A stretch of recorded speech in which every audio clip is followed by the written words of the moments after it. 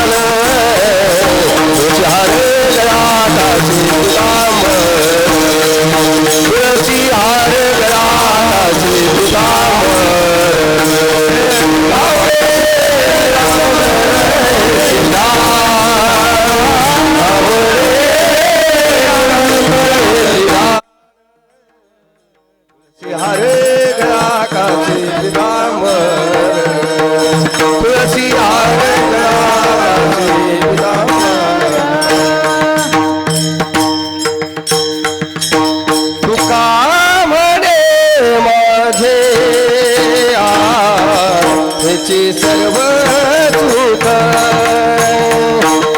तुका म्हणे माझे ह्याचे सर्व सुख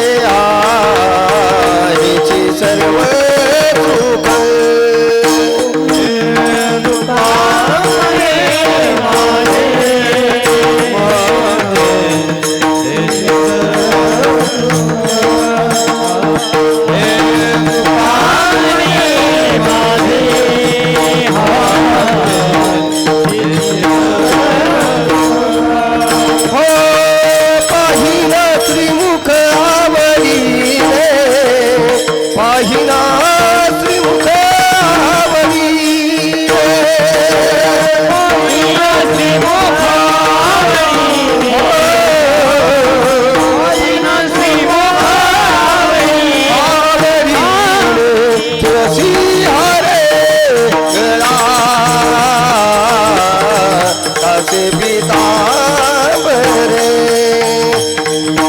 तुळसी हारे गळा कासे पितांबरे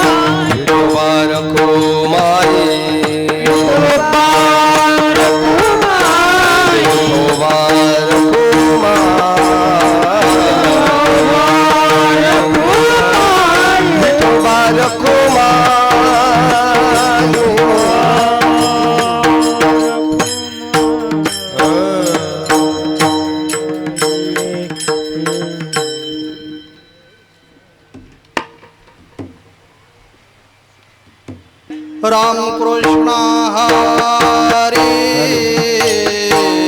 राम कृष्ण हरे हरे राम कृष्ण हरे हरे राम कृष्ण हरे हरे राम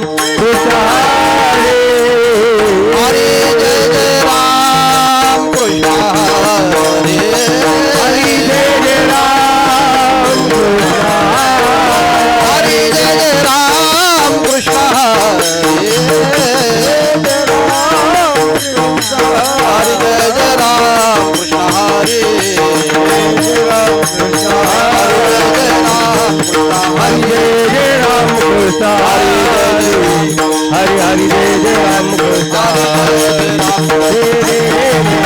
कृष्ण हरि हरि हरि जय जय राम कृष्ण जय जय राम कृष्ण हरे राम कृष्ण जय राम कृष्ण हरे राम कृष्ण जय राम कृष्ण हरे जय राम कृष्ण हरे जय राम कृष्ण जय राम कृष्ण हरे जय राम हरि जय राम कृष्ण हरि जय राम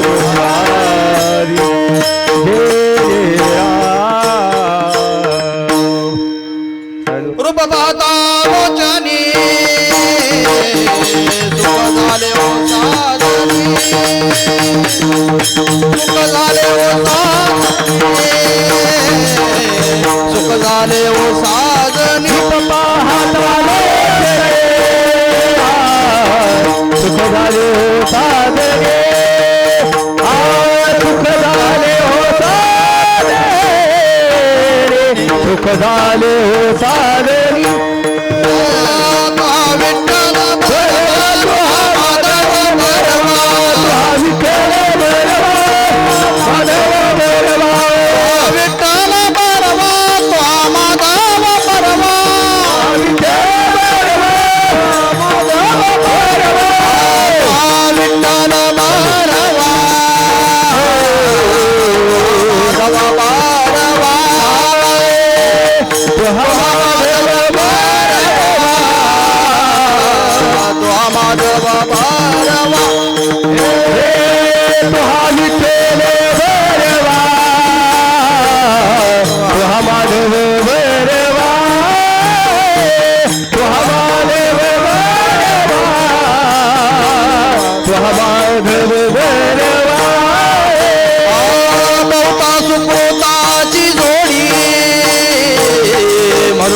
विठ्ठली आवडी म्हणून विठ्ठली आवडी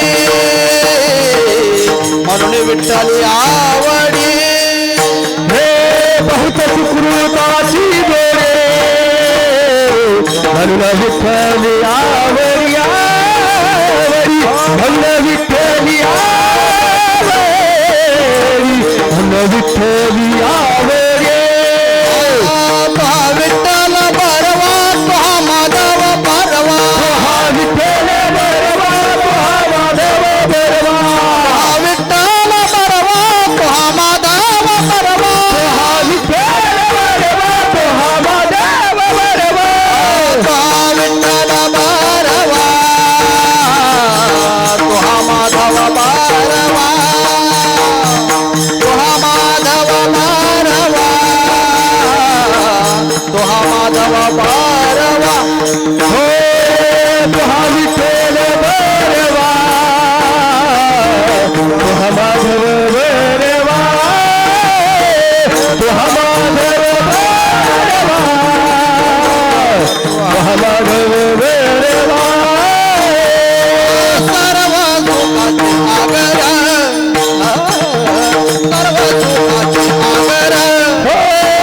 सर्व सुखाचे आगर सर्व सुखाचे आगर हो सर्व सुखाचे आगर सर्व सुखाचे आगर सर्व सुखाचे आगर सर्व सुखाचे आगर सर्व सुखाचे आगर सुखाचे आगर सर्व सुखाचे आगर सर्व सुखाचे आगर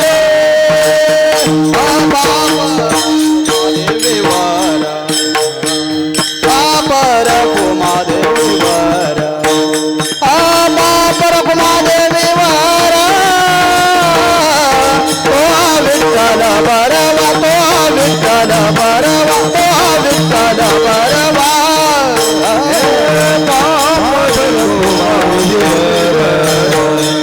बापर कुमारीवर हे बापर कुमारीवर तो विठ्ठल बरवा तो विठ्ठल बरवा तो माधव बरवा तो माधव बरवा तो विठ्ठल बरवा तो विठ्ठल बरवा तो विठ्ठल बरवा हे तो माधव बरवा तो माधव बरवा तो विठ्ठल बरवा तो विठ्ठल बरवा तो विठ्ठल बरवा हरे जय राम कृष्ण जय राम जय राम कृष्ण जय राम कृष्ण हरी जय राम कृष्ण जय राम कृष्ण हरी जय राम कृष्ण जय राम कृष्ण हरी जय राम कृष्ण जय राम कृष्ण हरी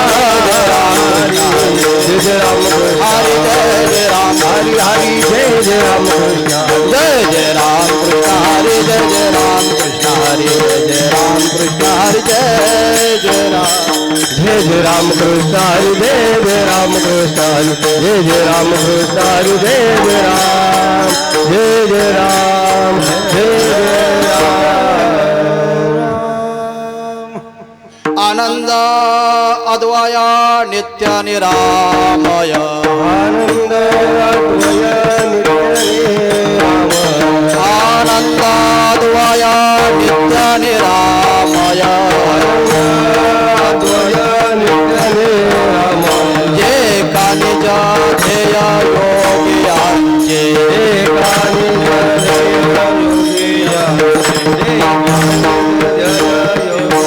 हे समाचरण साजिर विटेवरी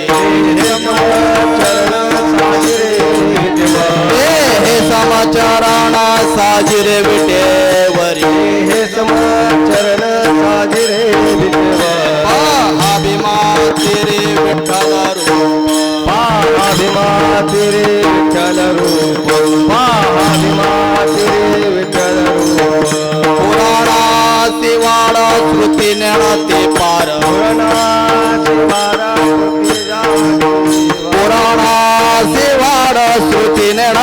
पार ते झाले साकार पुंडलिका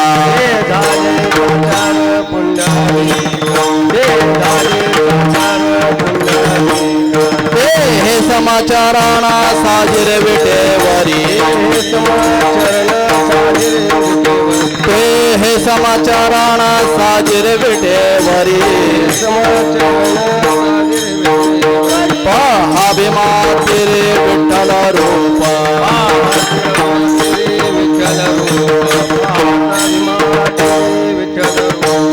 तुका म्हणे जाते सनकादिक ध्यात तुका म्हणे जाते सनकादिक ध्यात ते आमुचे दैवत पांडुरंग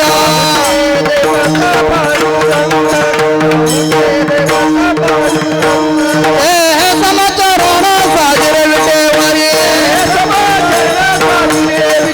हे समाचारण साजिर विटेवरी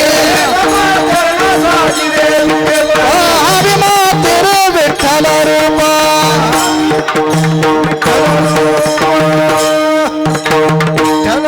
विठोबार कुमाई टाळी टाळी विठोबार कुमाई विठोबार कुमाई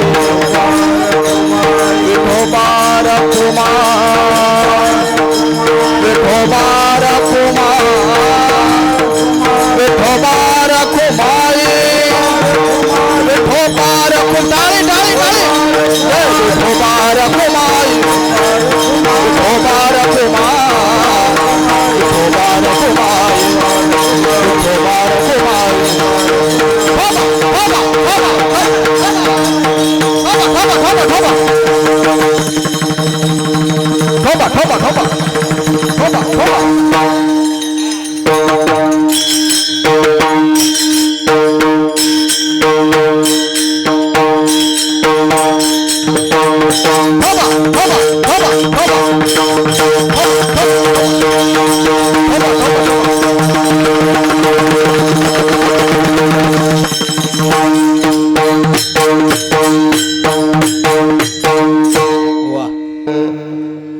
आनंद अद्वय नित्य निरामय आनंद अद्वय नित्य निरामय आनंद अद्वय नित्य निरामय आनंद अद्वय नित्य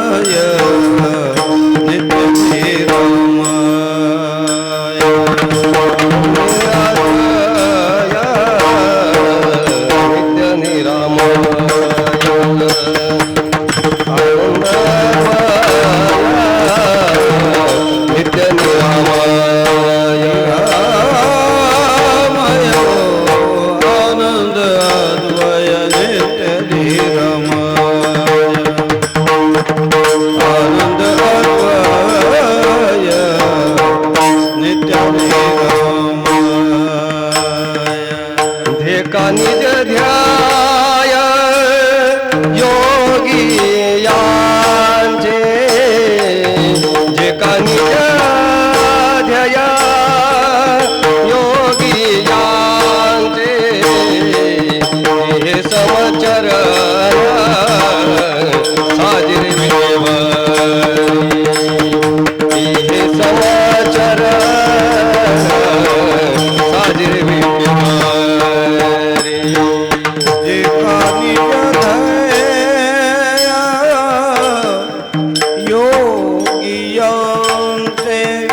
जे का निज ध्येय योगियांचे समाचरण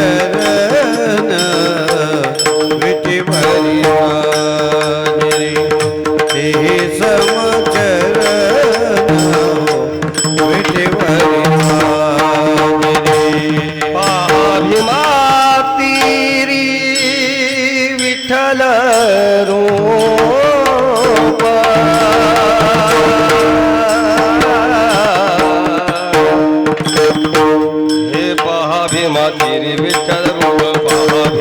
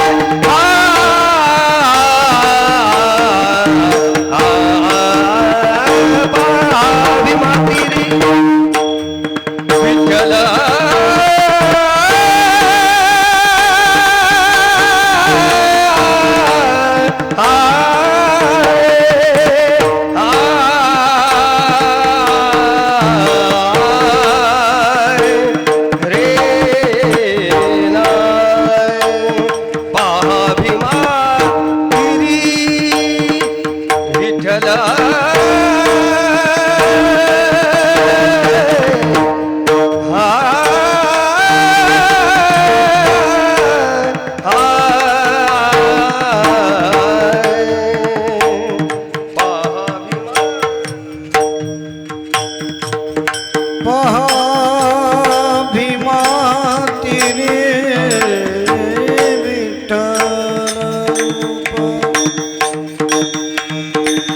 विठ्ठल रूप विठ्ठल रूप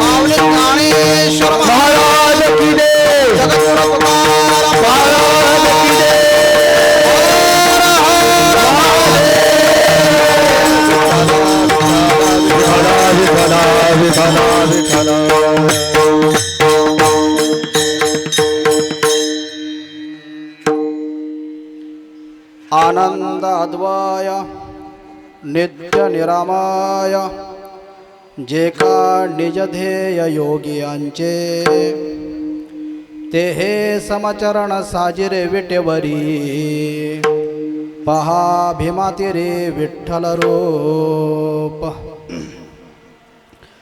पुराणासी वाड श्रुती नेणती पार ते झाले साकार पुंडलिका ते हे समचरण साजिरे विटेवरी पहा भीमाती रे विठ्ठल रूप तुका म्हणे जाते सनकादिक ध्यात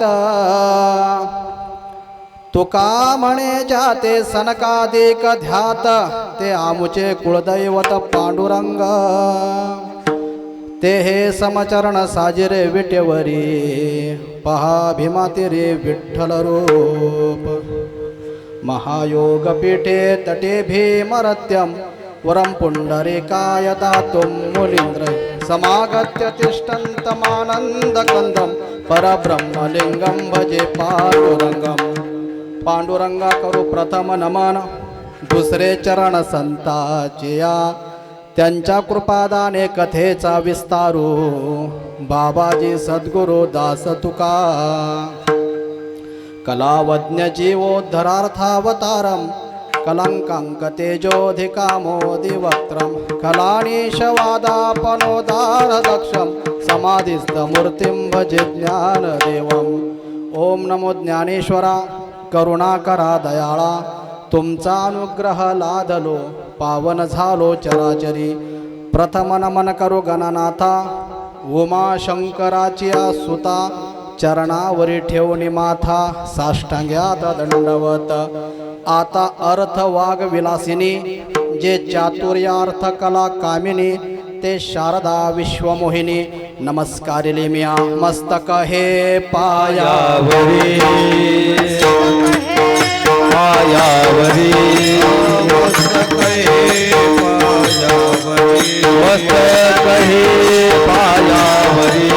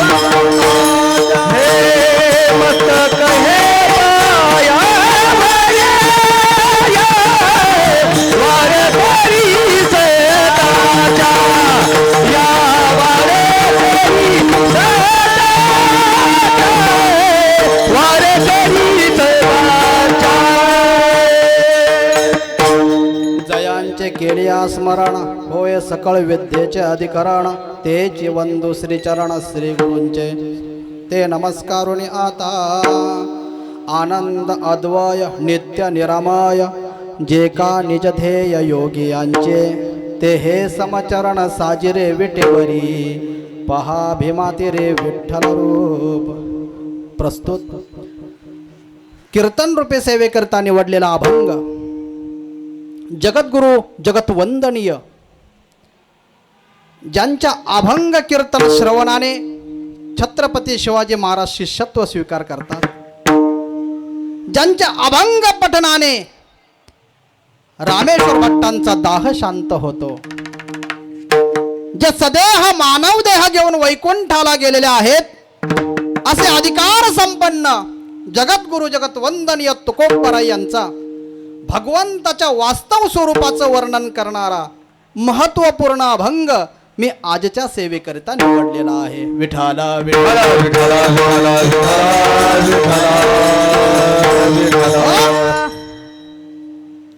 खूप दिवसापासून होती या ठिकाणी कीर्तन करण्याची आस. ती महाशिवरात्री निमित्ताने जुळून आली आज खास.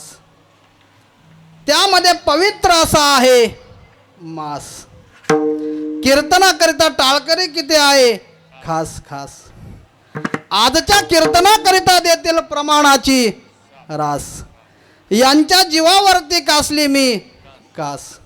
तुम्हाला होईन 2 तास श्रवणाचा त्रास, परंतु कीर्तन श्रवणाने गुण येईल हमखास. विठाला विठाला विठला विठला विठला विठला पुंडलिका वरदाय विठ्ठल श्री ज्ञानदेव तुकाराम. पंढरीनाथ भगवान की जय. ज्ञानेश्वर महाराज की जय. तुकाराम महाराज की जय. हर हर महादेव.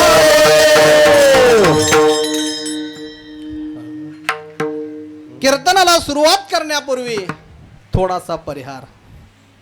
या ठिकाणी श्री संत ज्ञानोबराय सेवाभावी संस्था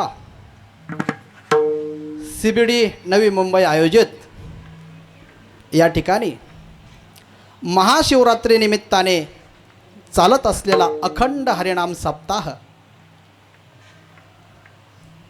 वर्ष 21 या ठिकाणी महाराष्ट्रातील नामवंत कलाकार या ठिकाणी उपस्थित आहेत.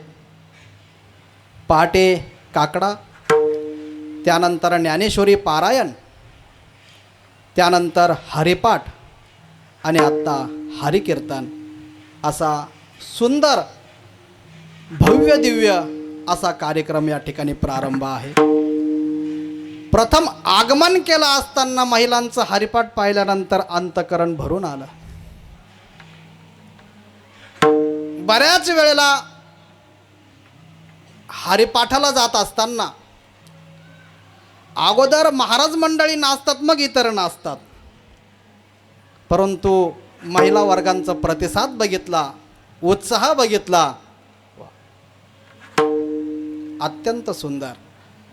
म्हणून एकदा हरिपाठा करता सर्वांनी टाळी वाजवा.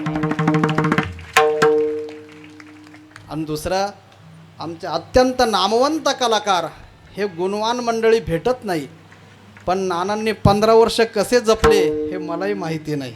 यांच्याकरता एकदा टाळी वाजवा. आणि म्हणून या ठिकाणी दैनंदिन कार्यक्रम चालत असतात. व्यासपीठ चालक आमचे या ठिकाणी मारुती महाराज, त्यानंतर खंडूजी महाराज नाना, तसेच मृदंगाचार्य आमचे महाराष्ट्रातील नामवंत मृदंगाचार्य मुरलीधरजी महाराज गावडे दादा, विठ्ठल महाराज खरे, तसेच गायनाचार्य आमचे अनंत महाराज जोगदंड, तसेच गायनाचार्य नरहरी महाराज शिंदे, तसेच या ठिकाणी अध्यक्ष खंडूजी नाना शिरोळे, ज्यांच्या योगाने या ठिकाणी कीर्तनाचं मला या ठिकाणी सद्भाग्य प्राप्त झालं.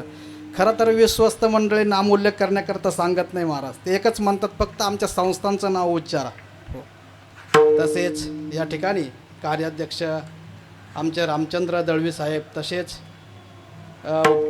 उपाध्यक्ष खंडूजी खराळ साहेब, तसेच सचिव भाऊसाहेब तोरमल साहेब आणि तसेच खजिनदार पांडुरंगजी जाधव साहेब, या ठिकाणी प्रेरणा व सौजन्य श्री रामचंद्रजी दळवी साहेब, उपाध्यक्ष महाराष्ट्र प्रदेश काँग्रेस कमिटी खंडूजी खराळ साहेब, उद्योगपती व तसेच विश्वस्त प्रल्हादजी कोशी साहेब, या सर्वांच्या एकत्रिकरणाने व सर्व श्रोत्यांच्या सहकार्याने व या बालगोपाळांच्या सहकार्याने, कलाकारांच्या सहकार्याने चालत असलेला हा भव्य दिव्य अखंड हरिनाम सप्ताह, त्या सप्ताहातील प्रथम दिवसाची सेवा. विठ्ठल विठ्ठल विठ्ठल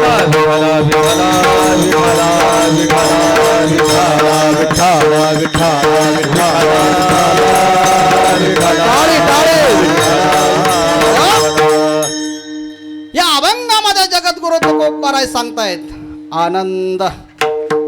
तसा आज खूप छान पर्व काळ आहे महाशिवरात्रीचा. मला वाटलं होतं अभंग महाशिवरात्रीचा या ठिकाणी नियुक्त करावा, पण म्हणलं प्रथम दिवसाची सेवा आहे, नामपर त्या ठिकाणी अभंग घ्यावा व शिवरात्रीचं शेवटी चरित्र सांगावं व कार्यक्रमाचा समारोप करावा. विठ्ठल विठ्ठल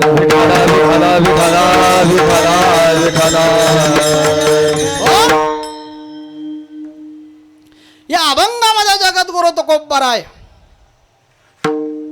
भगवंताच्या स्वरूपाचं लक्षणाचं वर्णन करतायत महाराज. दोन प्रकारचं लक्षण असतं, एक स्वरूप लक्षण आणि दुसरं तटस्थ लक्षण. जे कधी असतं कधी नसतं त्याला तटस्थ लक्षण म्हणतात. उदाहरणार्थ टाळकऱ्यांनी आता टाळ त्या ठिकाणी गळ्यात घातलेले आणि कीर्तना करता साथ देत आहेत, परंतु 2 तासांनी बघितलं तर त्यांच्या गळ्यात टाळ दिसणार नाही. जे कधी असतं कधी नसतं त्याला तटस्थ लक्षण म्हणतात. आणि जे कधीच स्वरूपापासून च्यूत होत नाही, जसं डोक्याला टक्कल पडणं, पुन्हा केस येण्याची शक्यताच नसते, जे कधीही स्वरूपापासून लक्षणापासून च्यूत होत नाही त्याला स्वरूप लक्षण म्हणतात. आणि जगद्गुरु तुकोबराय या अभंगामध्ये भगवंताच्या स्वरूप लक्षणाचं वर्णन करतायत. आनंद हो.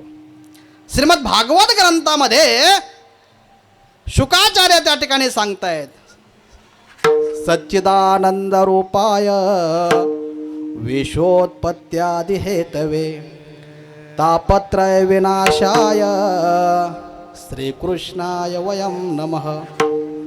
देवाचं स्वरूप कसं आहे, प्रथम त्यांनी उल्लेख केला सत. सत म्हणजे काय, ज्याचा 3ही कालामध्ये बाध होत नसतो. आपण जर जगाकडे दृष्टी केली तर प्रत्येक वस्तूमध्ये बदल दिसत असतो. एखादं बाळ जन्माला आलं तर ते कालांतराने चालायला लागतं, कालांतराने ते तरुण होतं, पुढं वयोवृद्ध होतं. प्रत्येक वस्तूमध्ये मृत्यूलोकामध्ये बदल असतो. लहानपणी जे बाळ आपण कडेवर घेतो ते म्हातारपणी घेऊ शकत नाही का, प्रत्येक वस्तूमध्ये बदल होत असतो. तसं भगवंताच्या स्वरूपामध्ये बदल होत नाही, म्हणून सत.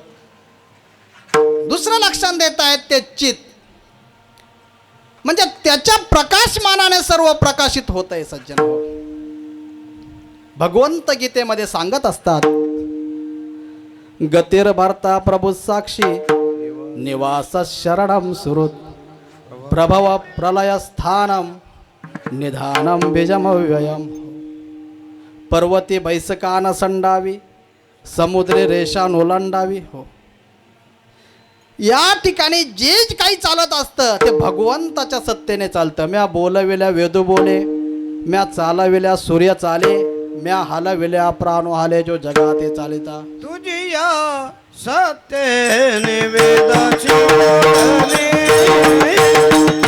तुझी या सत्य वेदाची बोलणे. हो तुझी या सत्तेने वेदाची बोलणे, तुझी या सत्तेने वेदाची बोलणे, तुझी या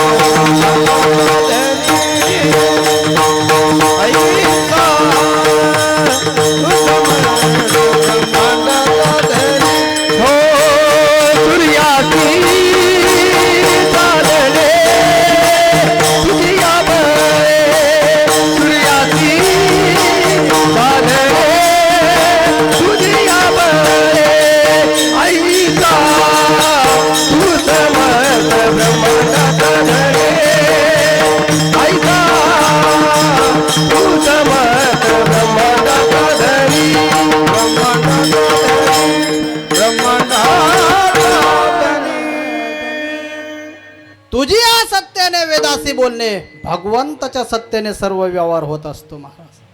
कोणी म्हणेल महाराज नाही, मी माझ्या पायाने चालत असतो. मग ज्या वेळेला प्राण निघून गेल्यानंतर आपण प्रेताला चालवतो का चालवता? तो प्रेत चालतो का चालवतात? याचं कारण असं आहे की भगवंताने त्याच्यामधली शक्ती काढून घेतलेली आहे सज्जनो. म्हणून सर्वांना प्रकाशमान करणारा कोणी असेल तर सच्चित आनंद, त्याचं स्वरूप आनंद आहे महाराज. आज प्रत्येक मनुष्याला विचारलं की जो पंढरीच्या वारीला जात असेल, आळंदीहून त्या ठिकाणी मार्गस्थ होत असेल, देहूहून मार्गस्थ होत असेल, तर जो मनुष्य घरापासून आपल्या मंदिरापर्यंत जाऊ शकत नाही, तो मनुष्य आळंदी ते पंढरपूरपर्यंत अत्यंत भजन करत तुका त्या ठिकाणी तुका म्हणे वृद्ध होती तरडे. मला एक सांगा, वारीला निघाल्यानंतर काही व्यवस्था असते का? रस्त्याने भजन करत असतील तर गाडीचं त्या ठिकाणी धूर, त्या ठिकाणी वादळ त्या ठिकाणी आपल्या अंगावरती येत असतं. रात्री झोपण्याकरता जर गेलं तर पालामध्ये कधी कधी त्या ठिकाणी काटे देखील त्या ठिकाणी असतात. असाही प्रसंग अनुभवित असताना जर त्या व्यक्तीला विचारलं आपला अनुभव काय, तर त्याचं एकच उद्गार निघतं, आनंदाचे डोही आनंद तरंग, आनंदाचे अंग आनंदाचे विठाला विठाला. याचं कारण असं की ज्याच्याकडे आपण जातोय त्याचं स्वरूप आनंद स्वरूप आहे महाराज. म्हणून आनंद. दुसरा उद्गार महाराजांनी टाकला अद्वय, त्याच्या ठिकाणी भेद नाही महाराज. तुम्ही आम्ही भाग्यवान आहोत की भारत देशामध्ये जन्माला आलो. त्याही पेक्षा भाग्य महाराष्ट्र राज्यामध्ये जन्माला आलो. त्याही पेक्षा भाग्य साधू संतांच्या नंतर जन्माला आलो महाराज. हो. आणि म्हणून आमचे गुरुवर्य सांगायचे, कितीही संसार केला मनुष्याच्या सोबत काहीच जात नसतं, आणि कितीही कमी परमार्थ केला तर तो व्यर्थ जात नसतो महाराज. आणि म्हणून बऱ्याच वेळा लोकांना म्हटलं महाराज चला ना कीर्तनाला, चला ना कीर्तनाला. लोक म्हणतात महाराज वेळच नाही हो, वेळ नाही. वेळेचा जर आपण विचार केला तर महाराज भिक्षुकाला देखील वेळ नसतो. त्याने जर एखादी गल्ली मागितली असेल तर त्याच्याकरता दुसरी गल्ली त्या ठिकाणी तयार असते. परमार्थाकरता वेळ मिळत नसतो, वेळ काढायचा असतो महाराज. मला एक सांगा, जर यमाचे दूत मनुष्याला घेण्याकरता आले तर आपण म्हणू शकतो का थांबा इतकं नातीचं लग्न होऊ द्या मग मी तुमच्यासोबत येतो? असं म्हणू शकतो का? थांबा माझे 2च वर्ष या ठिकाणी शेवट त्या ठिकाणी नोकरीचे राहिलेले आहेत, ते झाले की मी तुमच्यासोबत येतो, असं म्हणू शकतो का? लोक म्हणतात चहा पिता पिता गेले हो, चहाचा एक घोट घेतला आणि मान टाकली हो. कोणी म्हणतं का नुसती कुचकी आली आणि मान टाकली हो. त्यावेळेला मनुष्य जातो त्यावेळेला सोबत काय नेता असतो? जे कमवलेली प्रॉपर्टी नेता असतो का? असं ऐकलं का? अमुक व्यक्ती गावातली गेली आणि सोबत जितकी प्रॉपर्टी कमवलेली होती सोबत घेऊन गेला, असं ऐकलं का? धन मिळविले कोटी, सोबत काहीच येत नसतं महाराज. सोबत काय येत असेल तर शास्त्र सांगत असतं कर्मणो गच्छति जीव एकाहा. मनुष्याने जीवनामध्ये योग्य अयोग्य जे काही कर्म केलेले असेल ते कर्म मनुष्याच्या सोबत येत असतं महाराज. आणि म्हणून कितीही कमी परमार्थ केला तर गुरुवर्य सांगायचे व्यर्थ जात नसतो, आणि कितीही संसार केला तर सोबत येत नसतो. विठाला विठाला विठाला विठाला विठाला. जगद्गुरु तुकोबराय भगवंताचं लक्षण त्या ठिकाणी वर्णन करतायत. पंढरपूरला जो पांडुरंग परमात्मा आहे त्याचं स्वरूप कसं आहे? त्याचं आनंद स्वरूप आहे.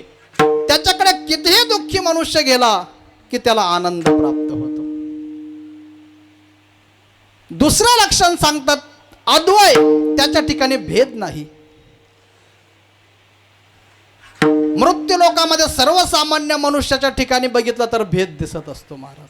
साहजिक उदाहरण आहे, बसमध्ये प्रवास करत असेल 2 सीटांची जागा असेल तर मनुष्य 3ऱ्या सीटाला जागा देत नसतो, बरोबर आहे. परंतु त्याच वेळेला जर जिवलग सखा आला असेल तर मनुष्य त्याला जवळ मांडीवर बसून घेतो महाराज. पंक्तीमध्ये जर एखादा वाढ करत असेल आणि वाढताना ओळखीचा जर मनुष्य दिसत असेल तर अधिक टाकायचा प्रयत्न करत असतो. सामान्य मनुष्याकडे भेद असतो महाराज, पण भगवंताच्या ठिकाणी भेद नाही. भेदाचे 3 प्रकार आहे: स्वगत, सजातीय आणि विजातीय. स्वगत म्हणजे स्वरूपांतर. सुरुवातीला 2 भाऊ असतील, 3 भाऊ असतील, कितीही एकत्र राहत असतील, पण नंतर त्यामध्ये विभक्तपणा येत असतो.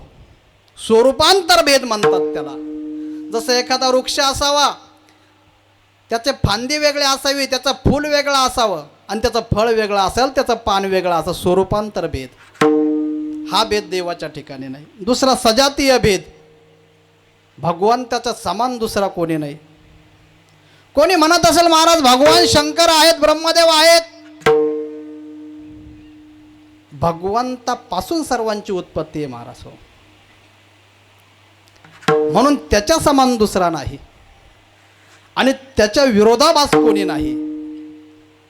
रावण कुंभकर्ण असतील तेही त्याला पुरू शकत नाही. म्हणून स्वगत भेद भगवंताच्या अद्वय म्हणजे भेदरहित तत्व जे असेल ते भगवंत आहे. म्हणून आनंद, अद्वय आणि 3रं सांगितलंय की तो नित्य आहे महाराज, अखंड आहे.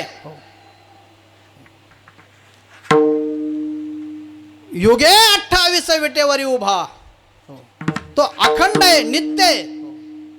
आणि 4थं लक्षण सांगितलं, तो निरामय आहेत महाराज. त्याच्याकडे कोणीही जा, कोणतंही दुःख घेऊन जा, निवारण करण्याची ताकद त्याच्यामध्ये आहे महाराज. फक्त तशी श्रद्धा असली पाहिजे. गीतेमध्ये भगवंत सांगतात, श्रद्धावान लभते ज्ञानम. परमार्थामध्ये सर्वात महत्वाची गोष्ट कोणती असेल तर ती श्रद्धा अत्यंत महत्वाची आहे महाराज. निरामय, निर म्हणजे रहित, आमय म्हणजे दुःख, दुःख रहित ते तत्व आहे. दुःखाचे 3 प्रकार असतात. आध्यात्मिक दुःख. आता प्रत्येक मनुष्य दुःखाने पीडित आहे महाराज. अनेक दुःखे सांगू किती. प्रत्येक मनुष्य दुःखाने जर्जर आहेत. अहो, मनुष्याला शुगर बीपी झाला तरी मनुष्य जर्जर होतो महाराज. प्रत्येक मनुष्य दुःखाने जर्जर आहे, त्याला आध्यात्मिक दुःख म्हणतात. दुसरं आधी भौतिक दुःख. शेजारच्या पासून होणार किंवा एखादा प्रवास करत असेल, एखाद्या वाघाने बिबट्याने एखादा आक्रमण करावं, हल्ला करावा, शेजारच्या पासून जो त्रास होतो त्याला आधी भौतिक दुःख असं म्हणत असतात. आणि जे निसर्गापासून होतं त्याला आधी दैविक दुःख असं म्हणत असतात. 2 बहिणी असाव्या, एकेचा वीटभट्टीचा व्यवसाय असावा आणि एकेचा कपाशीची शेती असावी. हिने देवाकडे त्या ठिकाणी पावसाची मागणी करावी आणि तिने देवाकडे पाऊस न पडावा याची मागणी करावी. आमय, आध्यात्मिक, आधी भौतिक आणि आधी दैविक नैसर्गिक दुःख. या दुःखाने जे रहित तत्व आहे त्याचं ध्यान योगी करतात. अभंगाचं 1लं चरण. आनंद अद्वय नित्य निरामय, आनंद अद्वय नित्य निरामय.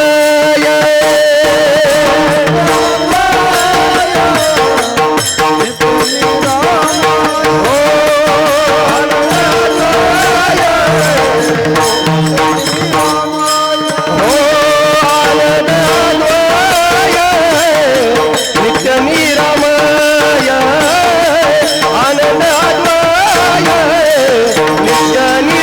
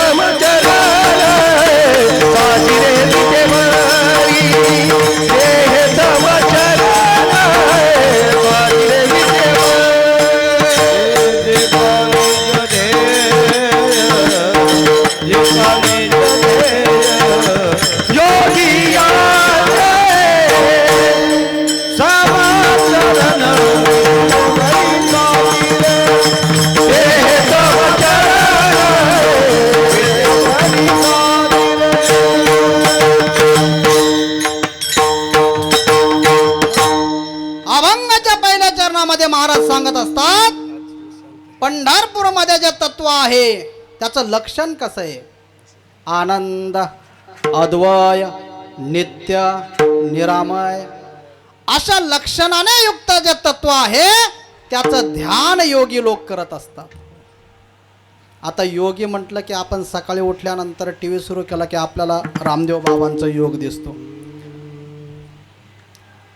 तो सामान्य योग आहे. आणि तुकोबरायच्या योगाचं वर्णन करतात तो अष्टांग योग आहे. संत ज्ञानोबरायांसारखेच तो योग त्या ठिकाणी जागृत करू शकतात. योगाचे 3 प्रकार आहेत. एक भक्त योगी, एक ज्ञान योगी आणि एक कर्मयोगी. कर्मयोगी म्हणजे आपण जे जे कर्म करतो ते ईश्वर अर्पण करणं याला कर्मयोगी असं म्हणत असतात. मनुष्याची सहज बुद्धी असते. एखादं कर्म योग्य झालं की मनुष्य त्याचा अहंकार घेत असतो, हे मी केलं, हे मी केलं. आणि एखादं कर्म अयोग्य झालं की मनुष्य त्यापासून बाजूला होत असतो, ते मी नाही केलं. तुम्ही पहा, एखाद्याचा विवाह जर जुळविला असेल आणि त्यांचा प्रपंच सुरळीत सुरू असेल तर ज्याने जमाविलं तो म्हणत असतो माझ्यामुळे त्यांचं चांगलं झालं, माझ्यामुळे त्यांचं कल्याण झालं, मी जमाविलं म्हणून चांगलं झालं. परंतु काही दिवसानंतर त्यांच्यात घटस्फोट झाला आणि दोन्ही पार्टी जर याच्याकडे आली तुझ्यामुळे यांच्या आयुष्याचं नुकसान झालं तर त्यावेळेला तो सांगत असतो मी तर सांगितलं होतं चौकशी करून पहा, माझं ऐकलं नाही.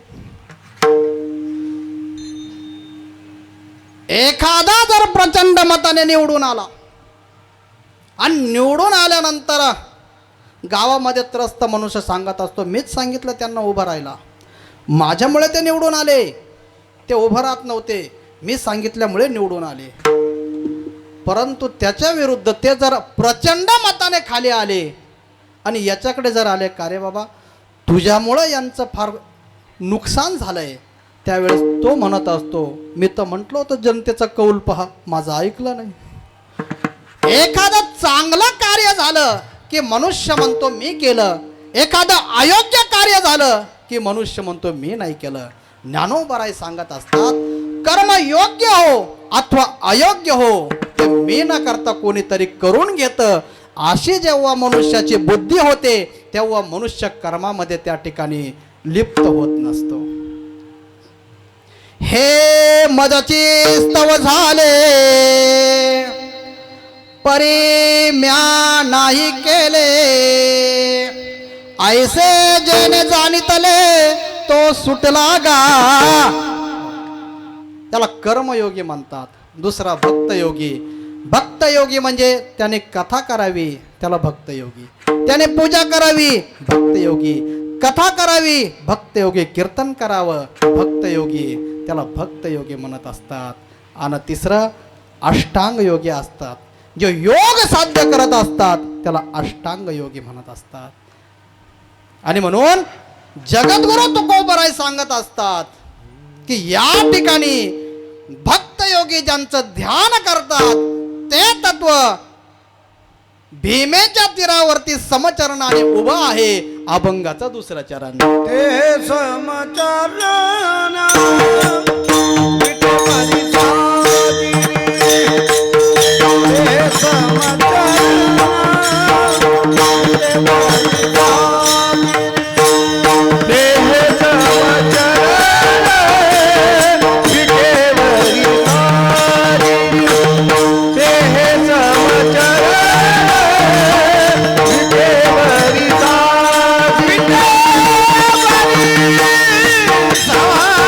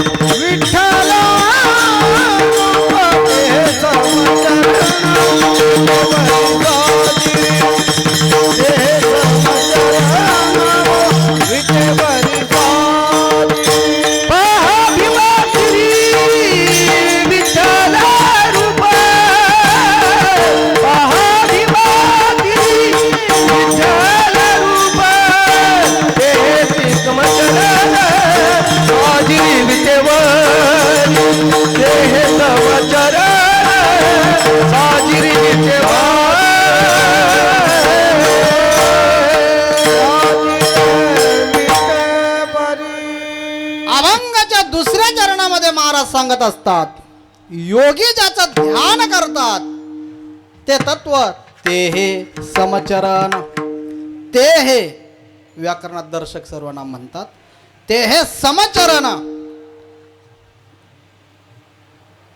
भगवंताच्या प्रत्येक शब्दामध्ये काहीतरी अर्थ त्या ठिकाणी लपलेला असतो महाराज. भगवंताच्या चरण समका, कारण त्याची दृष्टी समे महाराज.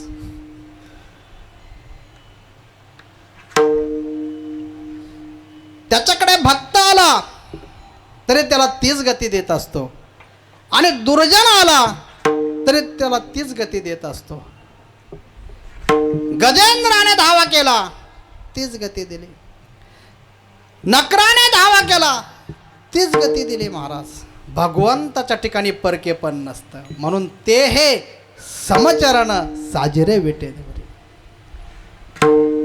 जो द्वेषात्मक भावनेने आल्या त्यालाही तीच गती हो. म्हणून ते हे समचरण साजिरे विटेवरी, पहा भीमाती रे विठ्ठल रूप.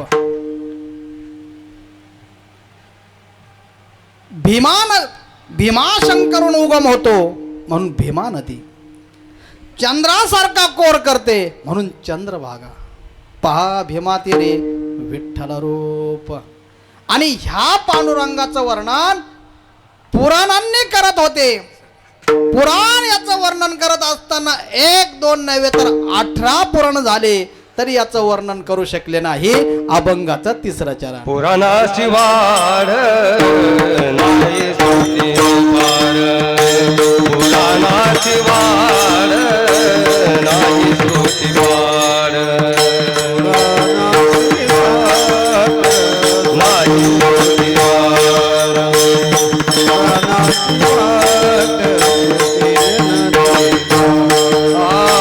ते झाले साकार पुंडलिका, ते झाले साकार पुंडलिका, ते हे समचरण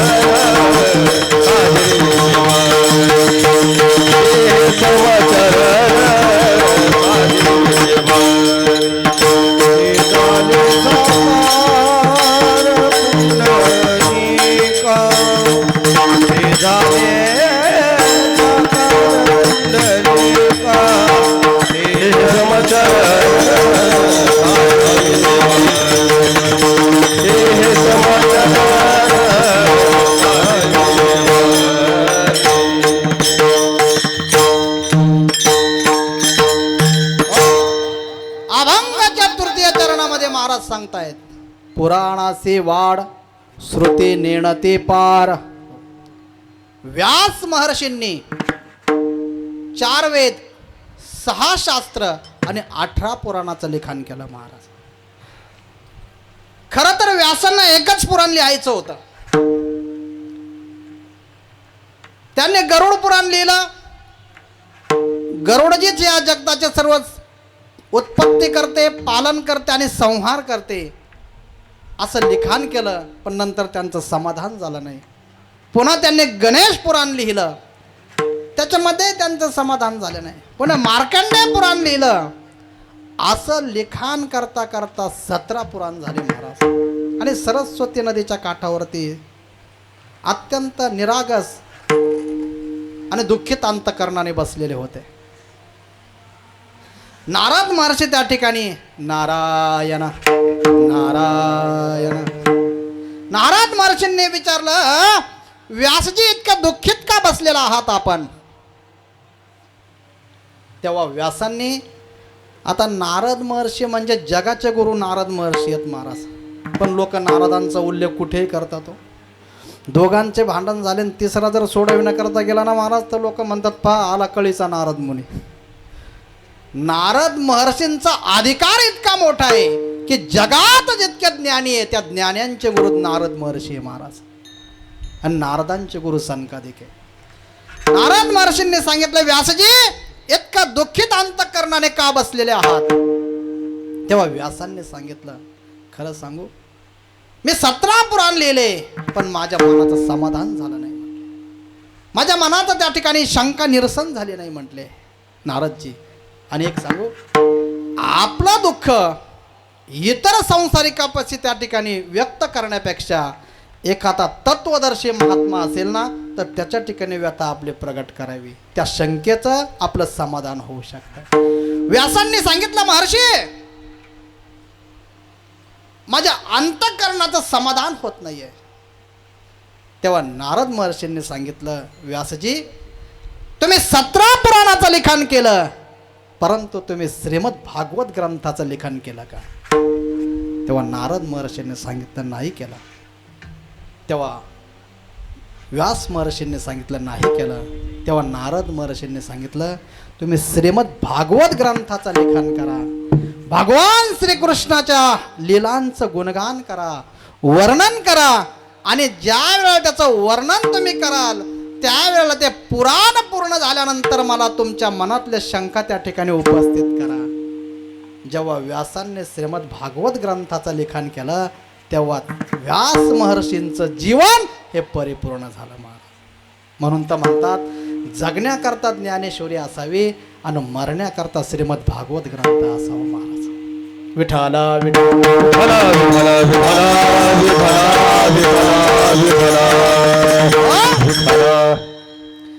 म्हणून व्यास महर्षी वर्णन करत असताना पुराणाची वाढ श्रुती नेणती अपार. श्रुती नेनवती, नेनवती म्हणजे मी जाणत नाही, मी जाणत नाही. ऋग्वेद, यजुर्वेद, सामवेद, अथर्ववेद जाणत नाही.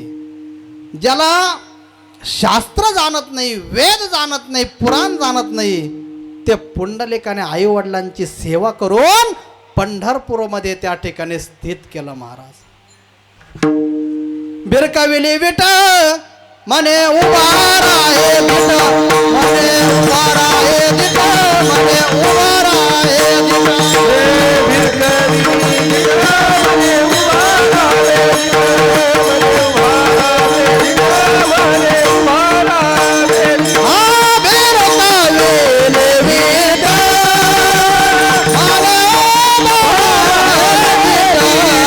विठ, म्हणे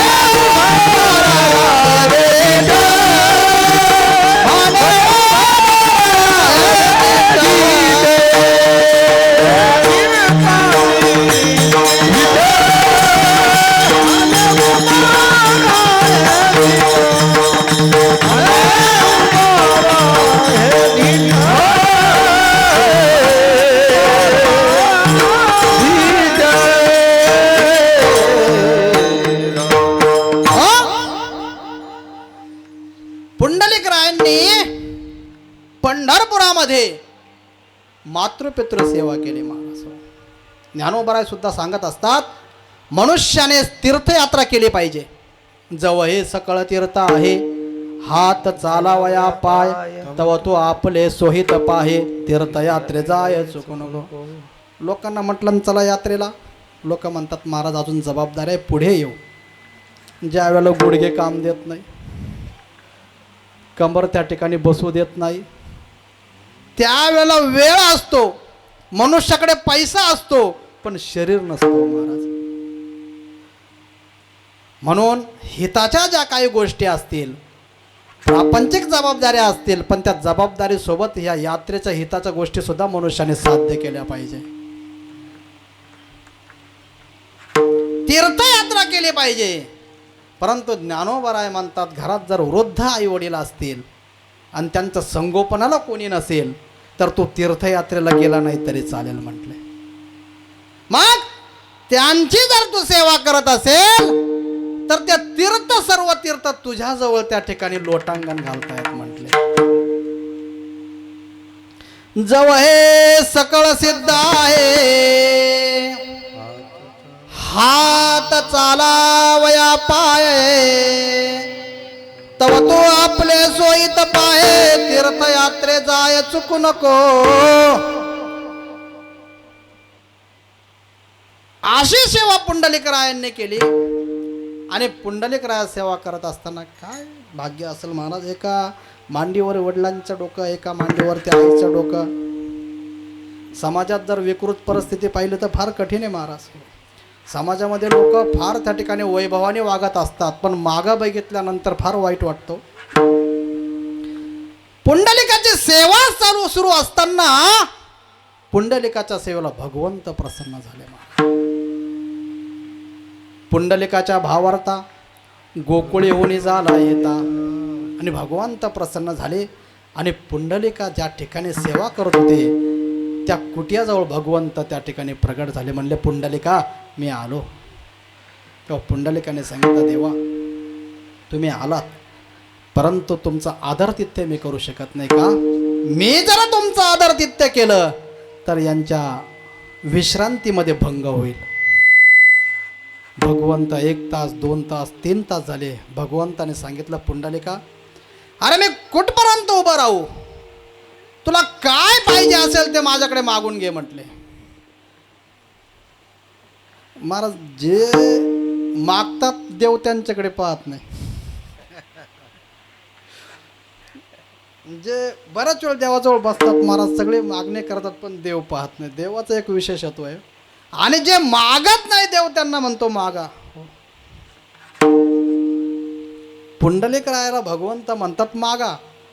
पुंडलिक रायाने सांगितलं, तुला जर द्यायचंच काही असेल ना तर पुंडलिकाने वीट भिरकविली.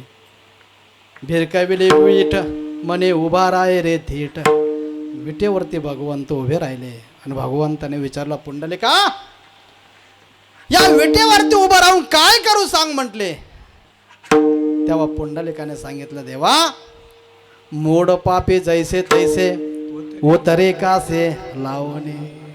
तुझ्याकडे पुण्यात्मा येऊ अथवा पापात्मा येऊ, तुझं ज्याने दर्शन घेतलं त्याचा उद्धार झाला पाहिजे. देव फक्त संतांचा ऐकतो महाराज. आणि म्हणून पुंडलिकाने उच्चार केला, भगवंत विटेवरती उभे राहिले महाराज. आणि म्हणून जे जे पंढरपूरला गेले त्यांचा जन्म सुफळ झाला महाराज. तुका पंढरीसी गेला पुन्हा जन्म नाही आला, पुन्हा जन्म नाही आला, पुन्हा जन्म नाही आला. पंढरीसी गेला पुन्हा जन्म नाही आला.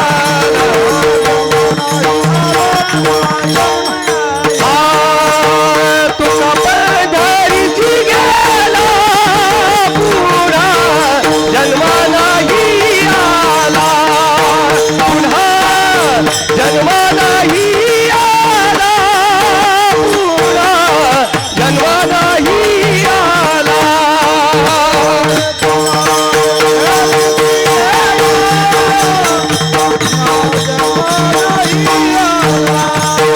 पुन्हा जन्म नाही आला, पुन्हा जन्म नाही आला.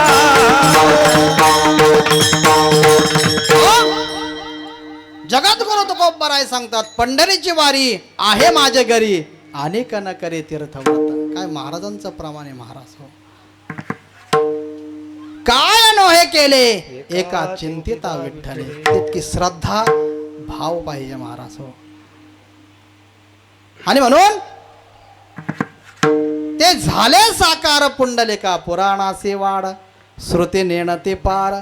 ते झाले साकार पुंडलिका. आणि शेवटच्या चरणामध्ये महाराज सांगतात, सनकादिक ज्याचं ध्यान करतात ते आमूचं कुळदैवत आहे. अभंगाचं शेवटचं चरण. तुका म्हणे जाते संताधिक धार, तुका म्हणे जाते संताधिक धार. तुका म्हणे राहते सर्वाधिक घात, तुका म्हणे जाते सर्वाधिक घात.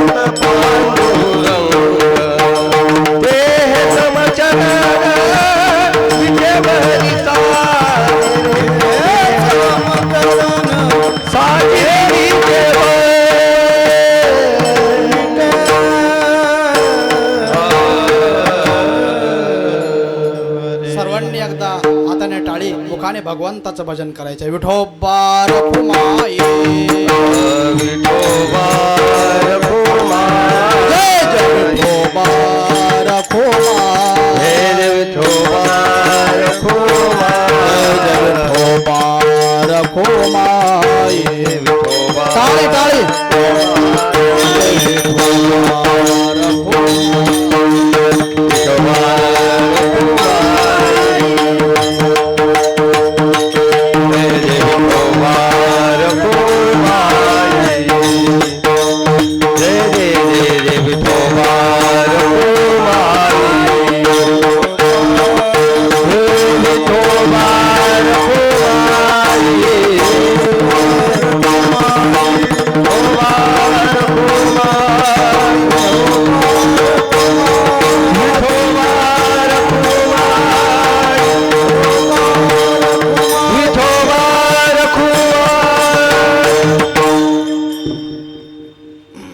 या ठिकाणी सर्व टाळकरी मंडळी भजन करतायत, पण बसलेली मंडळी विठोबा रखुमाई तुम्ही जर असं ओंगाळवाने टाळ्या वाजवत असाल, भजन करत असाल, तर आमच्या टाळकरी देखील ओंगाळवाने टाळ वाजविते. आमच्या टाळकऱ्यांनी ओंगाळवाने टाळ वाजविले तर आमचे मृदंगमने देखील ओंगाळवाने मृदंग वाजवितील. आमच्या मृदंगमने ओंगाळवाने मृदंग वाजविला, आमचे विनेकरी ओंगाळवाने तान छेडतील. आमच्या विनेकरांनी ओंगाळवाने तान छेडले तर आपलं कीर्तन देखील ओंगाळवाने होणार. आणि तुकाराम महाराज सांगत असतात, भजन ते ओंगाळवाने वैकुंठ जाणे असतं तर झोपलं असतं तरी चाललं असतं, परंतु भजन करताना आपली टाळी आपला आवाज भगवंताच्या कानापर्यंत ऐकायला आला पाहिजे. म्हणून सर्वांनी एकदा वरती हात करा आणि पुनश्च एकदा अंतःकरणापासून भगवंताचं भजन करा. विठोबा रखुमाई विठोबा रखुमाई जय जय विठोबा रखुमाई विठोबा रखुमाई हे विठोबा रखुमाई हा विठोबा रखुमाई विठोबा रखुमाई टाळी टाळी हा विठोबा रखुमाई हा विठोबा रखुमाई हा विठोबा रखुमाई हा विठोबा रखुमाई जय जय जय विठोबा रखुमाई जय जय जय जय जय जय जय जय जय विठोबा रखुमाई जय जय जय विठोबा रखुमाई विठोबा रखुमाई ठोबा ठोबा ठोबा ठोबा ठोबा ठोबा ठोबा ठोबा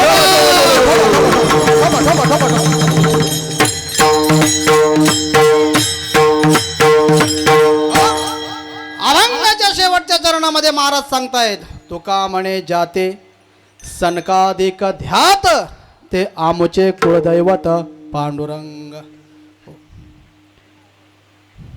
जगद्गुरु तुकोबाराय कोण आहेत महाराज? ज्यांनी कीर्तनामध्ये मेलेलं मूल जिवंत केलं होतं. जगद्गुरु तुकोबाराय कोण आहेत? ज्यांनी छत्रपती शिवाजी महाराज कीर्तनाला बसलेले असताना खानाने आक्रमण केलं तेव्हा असंख्य छत्रपती शिवाजी महाराज दिसत होते. ते जगद्गुरु तुकोबाराय. ते जगद्गुरु तुकोबाराय सांगतायत, तुका म्हणे जाते सनकादिक ध्यात ते आमचे कुळदैवत पांडुरंग. महाराजांनी जन्माला येऊन पुरुषार्थ केला. महाराज ज्या वेळेला महाराज वैकुंठाला जात असताना सबंध गावाला सांगितलं, मी वैकुंठाला जातो, मी वैकुंठाला जातोय. लोक म्हटले महाराजांच्या डोक्यावरती परिणाम झाला. प्रत्येक मनुष्य चौघांच्या खांद्यावरती जातो, वैकुंठाला कोणी जातो का? परंतु म्हटलं महाराजांच्या डोक्यावरती परिणाम झाला हे 100% आपण या ठिकाणी सिद्ध करू. दुसऱ्या दिवशी पूर्ण पंचक्रोशी देव गावामध्ये आले. महाराजांचं भजन सुरू होतं आणि भजन सुरू असताना बरोबर 12 वाजता महाराजांना घेण्याकरता विमान आलं. विमान आल्याबरोबर जे लोक महाराजांना हसत होते त्यावेळेस महाराजांचे डोळे भरून आले. महाराजांनी सांगितलं, मला गावाने वाळीत टाकलं असेल चालेल, मला काट्याने त्या ठिकाणी शिक्षा केली असेल चालेल, पण ज्याच्याकरता माझं आयुष्य मी समर्पित केलं त्या भगवंताने माझा स्वीकार केला, माझी भक्ती सिद्ध झाली.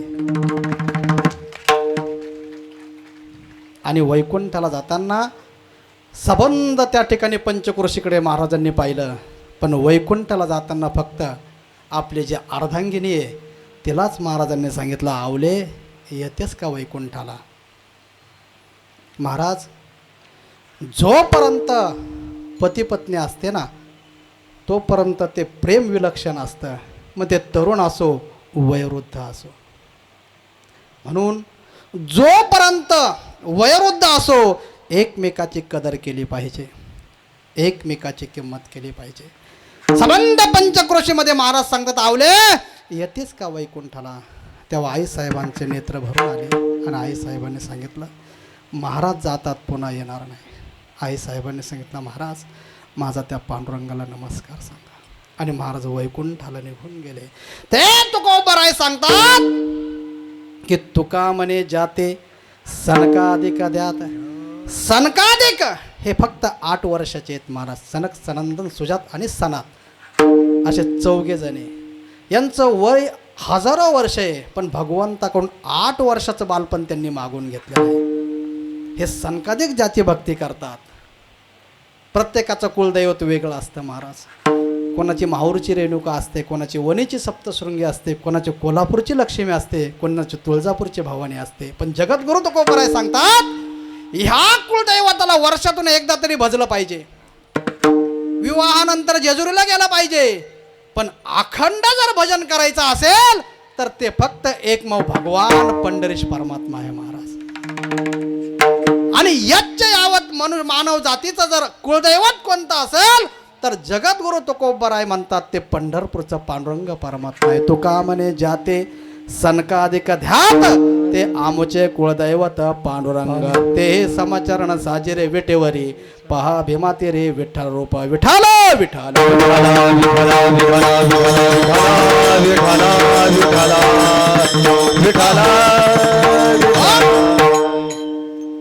या ठिकाणी आपला कार्यक्रमाचा 9चा वेळ आहे, परंतु 5-10 मिनटं पुढे गेले तरी चालू शकतं. आज महाशिवरात्र आहे. एक 5-10 मिनटं आपण त्याच्यावरती त्या ठिकाणी चिंतन करणार आहोत. सुंदर आज पर्वकाळ आहे. शिवरात्री दर महिन्याला असते, महाशिवरात्री वर्षातून एकदा असते. भगवान शंकर भोळ दैवत आहे महाराज. जो भगवान शिवजींची भक्ती करतो भगवान शंकर लवकर त्याला प्रसन्न होतात. एखाद्याला जर संपत्ती पाहिजे असेल तर भगवान शंकराची आराधना करायची, लवकर फलद्रूप होत असतं भगवान शिवजी. म्हणून तर म्हणतात ना, शिव भोळा चक्रवर्ती त्याचे पाय शिव भोळा चक्रवर्ती, शिव भोळा चक्रवर्ती.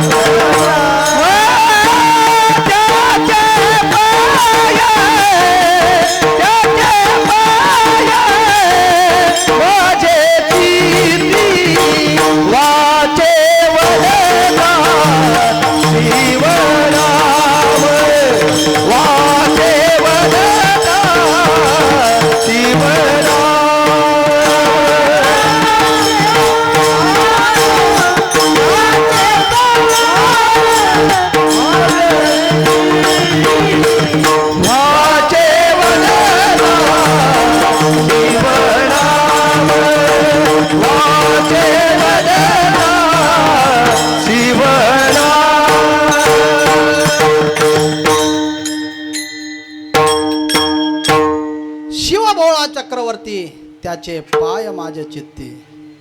भगवान शंकराचं परिधान पण फार सुंदर आहे. गजचर्म व्याघ्रांबर कंठी शोभे वासुकी हार. अत्यंत भोळ दैवत.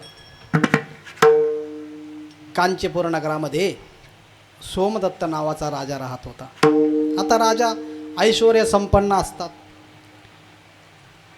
वैभव संपन्न असतात. त्या राजाला 500 पत्न्या होत्या महाराज, 500. आपण फक्त ऐकायचं,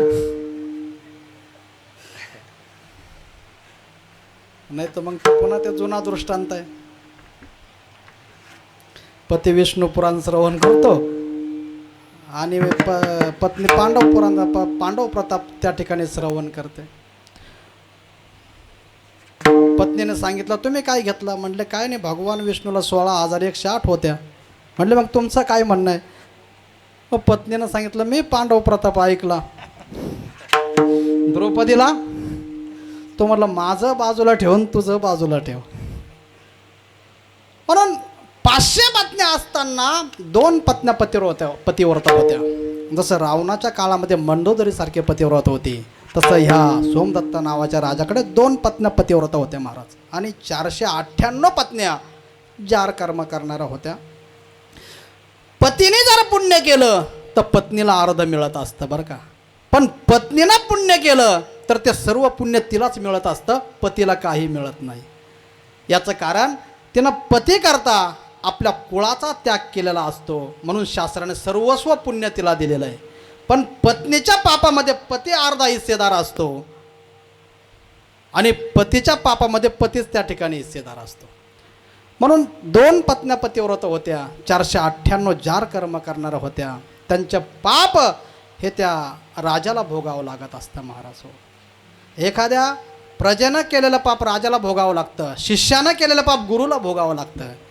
तसं पत्नीचं पाप त्याला भोगावं लागलं आणि पुढच्या जन्मात हरणाची योनी त्याला प्राप्त झाली. हरणाच्या योनीमध्ये गेल्यानंतर त्याच्या त्या 2 पतिव्रता स्त्रिया होत्या, त्या पण हरणींच्या रूपामध्ये आल्यात महाराज. मेल्यानंतर जसं आपलं कर्म आहे तशी गती होते बरं का. हो, खंती ते न करा होणे गाढव कुत्रा. एका कर्म झाले तेची भोगाले, उपजले आयुष्य किती, उपजले मेले आयुष्य किती.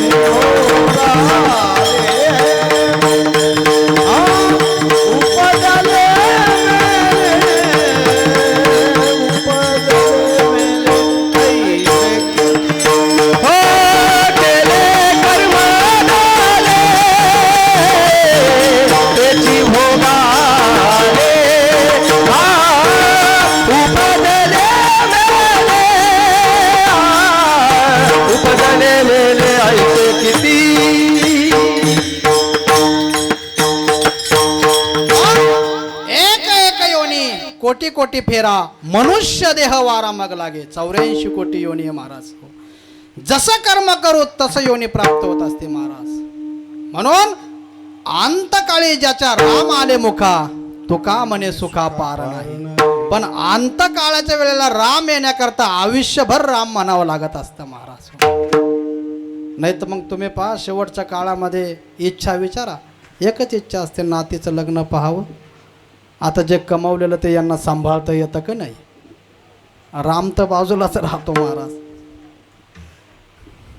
म्हातार काळामध्ये जर विचारलं ना बाबा कसं वाटतं, बरं वाटत नाही, हे आणू का, हे हो हो आणा म्हणतात.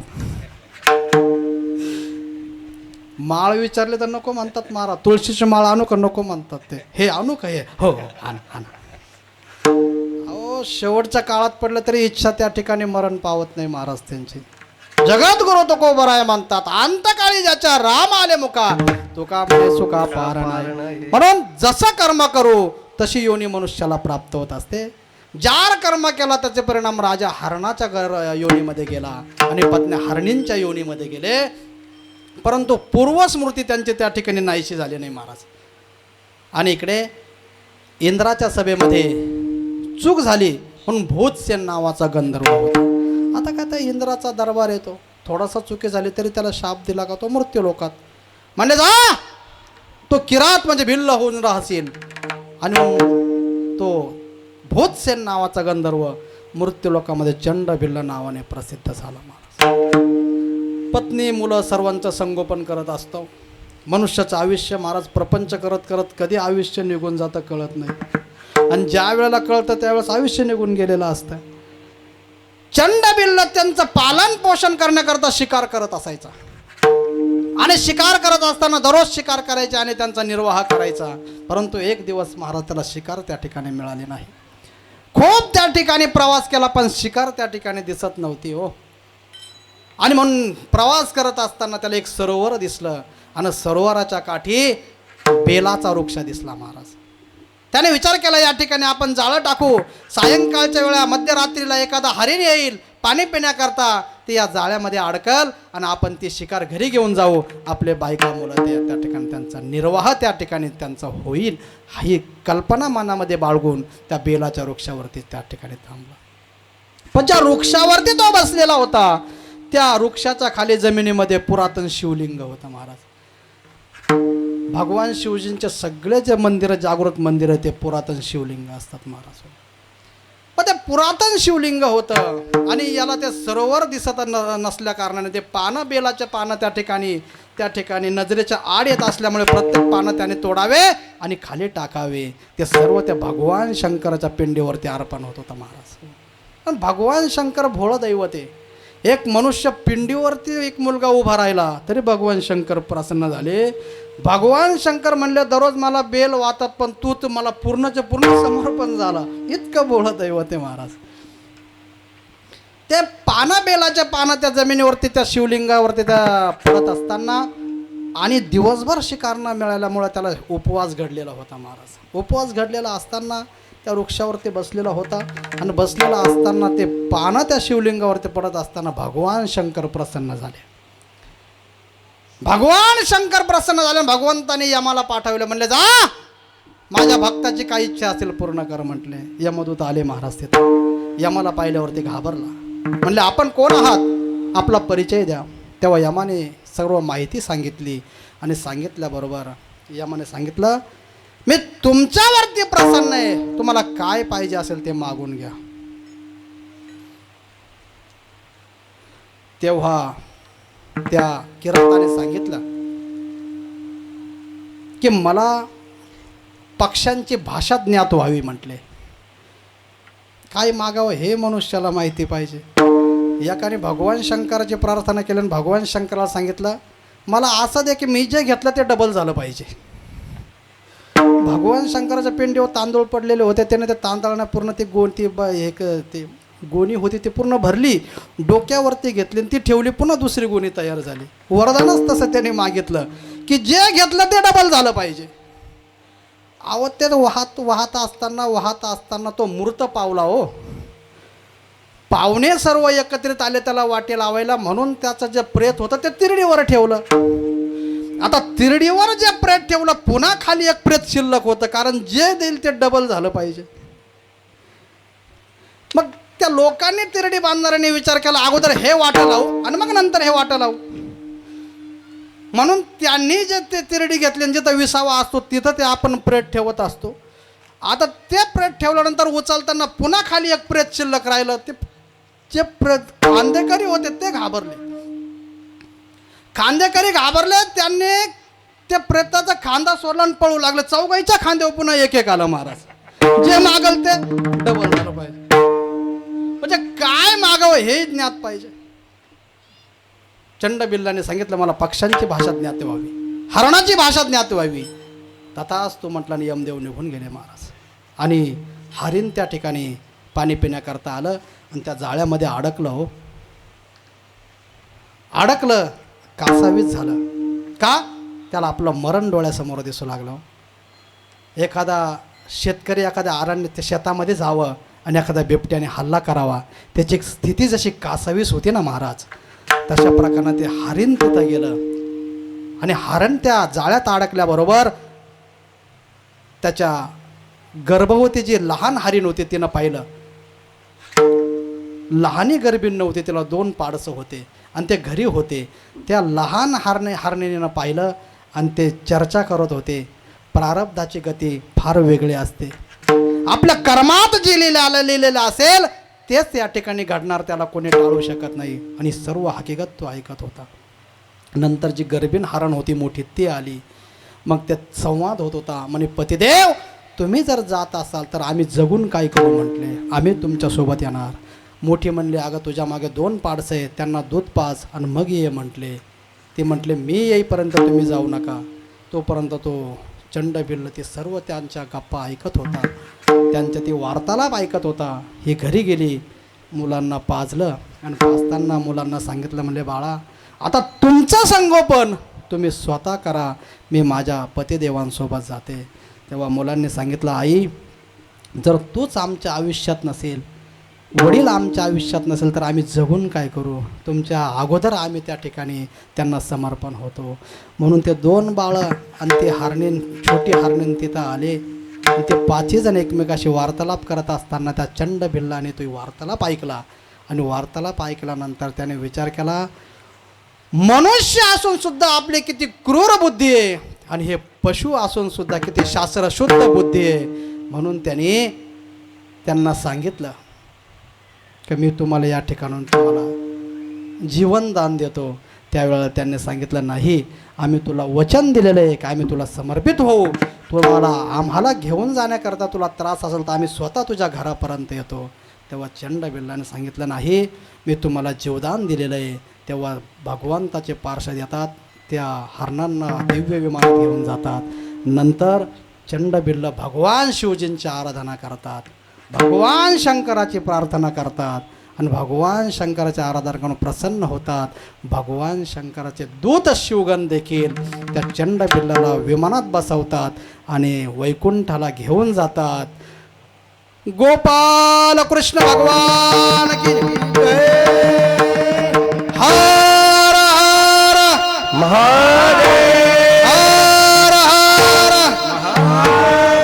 हर हर ज्ञानेश्वर माऊली माऊली ज्ञानेश्वर माऊली ज्ञानराज माऊली माऊली ज्ञानेश्वर माऊली ज्ञानराज माऊली टाळी टाळी टाळी. ज्ञानेश्वर माऊली